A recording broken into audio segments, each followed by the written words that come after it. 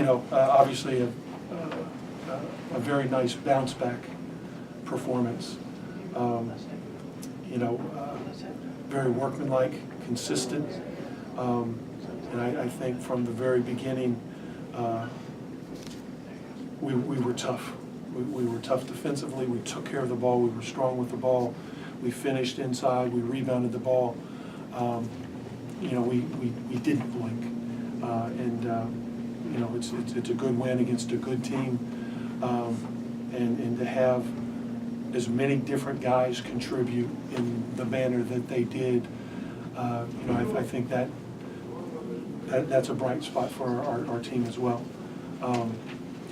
Obviously, PJ and Ahmad, they're our go-to guys, but they're going to need help, and we've been saying for a while that those other guys, are going to do a lot in terms of determining how good we can be. Now the question, we're seeing glimpses here and there from different guys. The question is, what can they do on a game-to-game basis?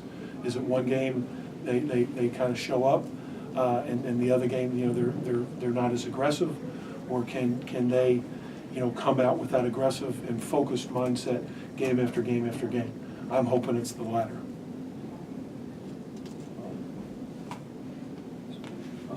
There have been games, I think, where you got Elbert touches early, and what was the difference game tonight, obviously getting off to that start? Well, I think it was two things. The way he caught the ball, they were catch and finishes. What we've done on occasion, on other occasions, is thrown it into him for posting up. That hasn't been successful.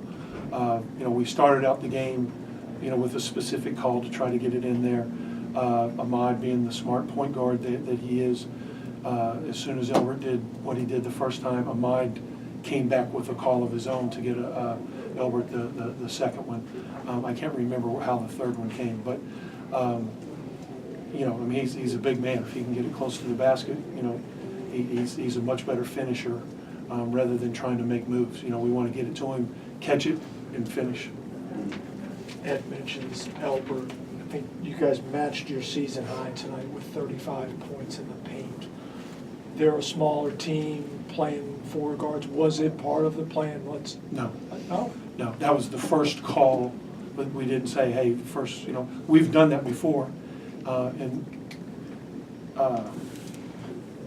We've had some slow starts this year. And I think part of that at times is we've said, let's throw the ball inside. And so we end up standing around.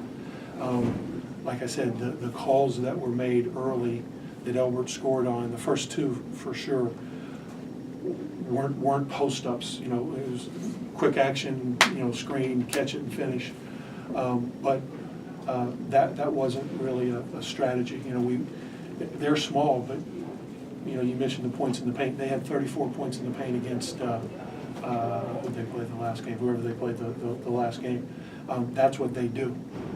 Because they play fast, they got some guys that shoot the three. People get distracted by that, but that's what they do. Now, some throwing it into Simmons, but it's mostly driving the ball.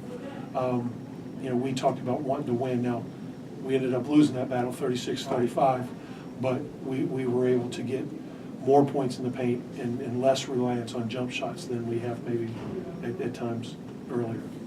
BJ, Jeff mentioned a nice, he called it a bounce back win.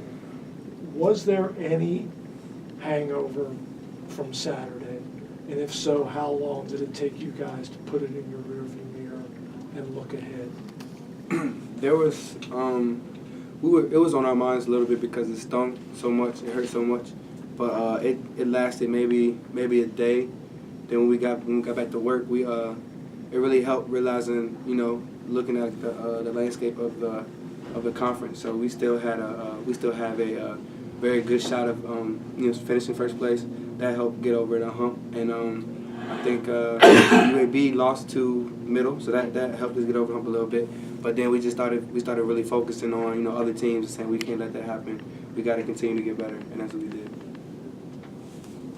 And then Jeff also mentioned the bench production. Tonight was by far the most points your bench has scored this season. How encouraging is it for you and Ahmad, because you've shouldered so much of the load to see so many other guys contribute, especially on the offensive end? It helped a lot. I'm just more happy for the guys that they're getting their feet under them.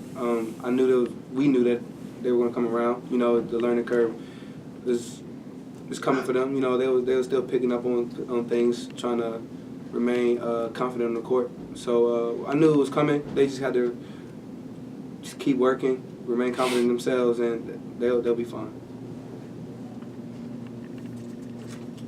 Jeff, as quick as they are, fast as they are, as much as they drive, as hard as they are to stay in front of sometimes, how do you guys only commit 8 fouls? Does it kind of speak to defense? We moved our feet, and we, particularly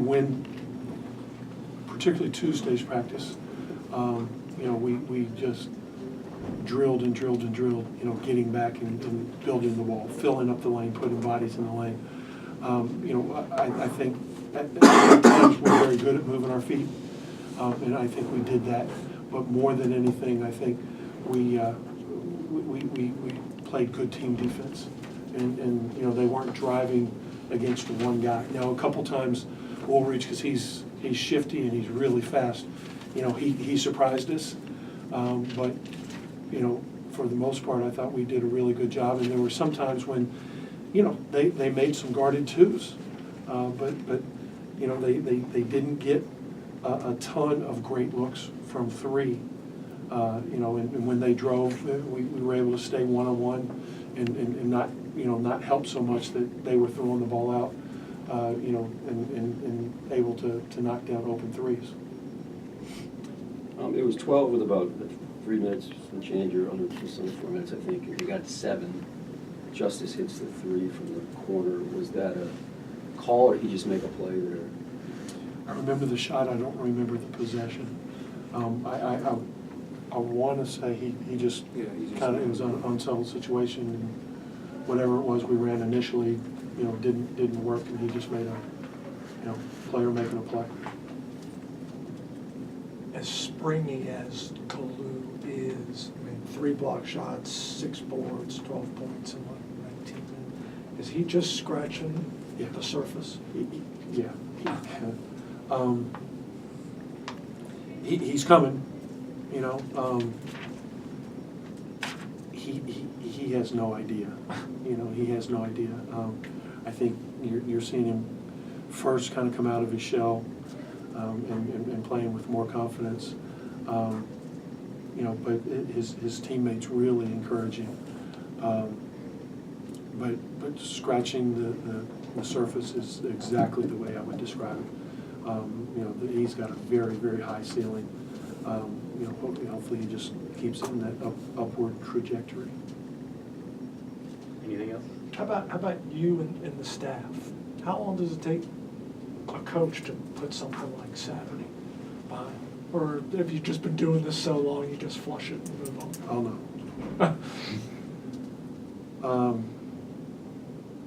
no. It was probably Tuesday.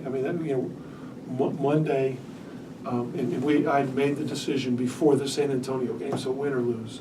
Okay. I'd made the decision that we weren't going to do anything physically on Monday. It was a long stretch. But I think the players needed it, and without a doubt, I needed it. It was really hard to let go. And I know it's, what are the different stages of grief, and part of it is denial. Yeah, well, I wasn't in denial, but there was definitely there was anger and disappointment and sad and a whole lot of things that you work through. I don't know if these guys felt the exact same thing, but the last thing I told them in the locker room there is, it damn well should have hurt, and it needed to. And if we were able to just, you always talk about turn the page, next game. If you were able after that game to just turn the page and not have that hurt and stay with you for a while, there's something wrong with you.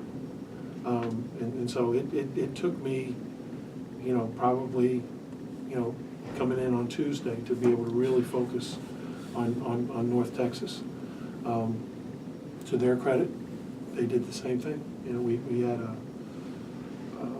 very intense spirited practice on Tuesday, and these guys responded. They knew what was expected of them and how they should respond. You know, and then they were loose, you know, coming into this game, and you know, but they were loose with focus. They weren't loose and silly. You know, they were loose and they were ready to play, ready to compete. Thanks, John.